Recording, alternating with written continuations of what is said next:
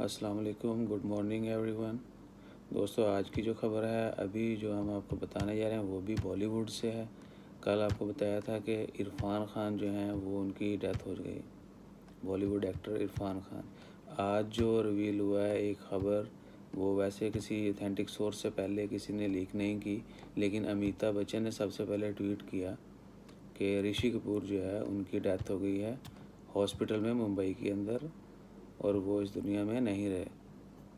तो ये कंफर्म हो गया, बाद में फिर न्यूज़ रिवील हो गई कि ऋषि कपूर जो हैं उनकी डेथ हो गया। वो बहुत बड़ा नाम था बॉलीवुड इंडस्ट्री का।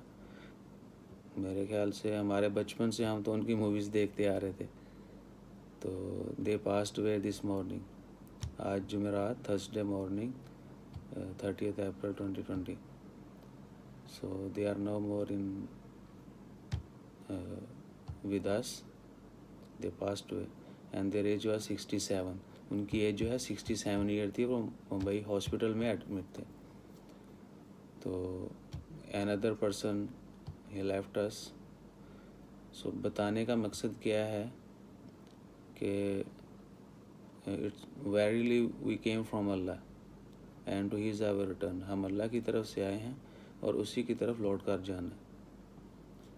सो गाइस, ऑलवेज टेक केयर, अपना ख्याल रखें, और जो जिस मज़हब का है he should perfect in his religious. आप अपने अपने जो भी आपके थॉट्स हैं, रिलीजियस थॉट्स हैं, उनके ऊपर उनको फॉलो करें और एक अच्छा इंसान जो है वो भी बनने की कोशिश करें। कल जो है इरफान खान जो है उनकी डेथ हुई थी, और पिछले सैटरडे को उनकी वालदा की डेथ हुई थी।